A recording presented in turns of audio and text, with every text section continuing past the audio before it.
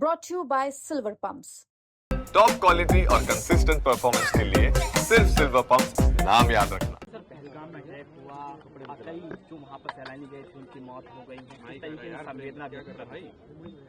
देखिए, कश्मीर के इतिहास में हमने कभी नहीं सुना कि जो टूरिस्ट होते हैं उनके ऊपर उग्रवादी हमला हो।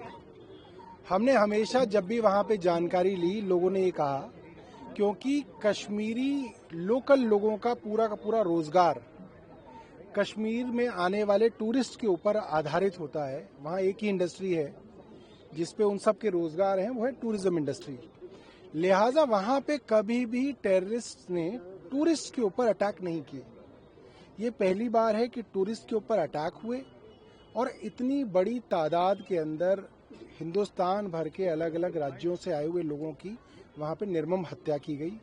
वो लोग सब बेकसूर थे और उन सबको संवेदना देने के लिए और उनको बताने के लिए कि उनके परिवार वालों के साथ पूरा का पूरा देश आज खड़ा हुआ है। हर जाति, हर धर्म का आदमी जो हिंदुस्तानी है वो उन लोगों के साथ खड़ा है और हम चाहेंगे कि सरकार इसके ऊपर सख्त कार्रवाई करे। कश्मीर के अंदर जो लॉ एंड ऑर्डर है वो केंद्र के पास है क्योंकि वहां पे यूनियन टेरिटरी है।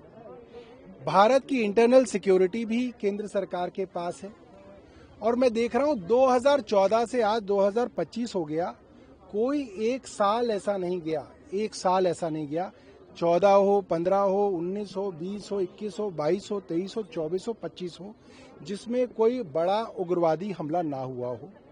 तो केंद्र सरकार की विफलता है, इंटेलिजेंस फेलियर है और मुझे लगता है कि केंद्र सरकार को अब सीरियसली इस मामले के लिए कुछ ठोस करना चाहिए। अब तक जो भी हुआ, मुझे लगता है कि वो कहने के लिए तो कहा गया कि इससे उग्रवाद खत्म होगा। 370 हटाई आपने कहा उग्रवाद खत्म होगा, नहीं हुआ। आपने नोटबंदी कर दी, आपने बोला इससे उग्रवाद खत्म होगा, नहीं हुआ। आपने कश्मीर के कई हिस्से कर दिए, आपने यूनियन टेरिटरी बना दी, आपने चुनी हुई सरकार की पावर छीन ली, आपने कहा उग्रवाद कम होगा, नहीं हुआ।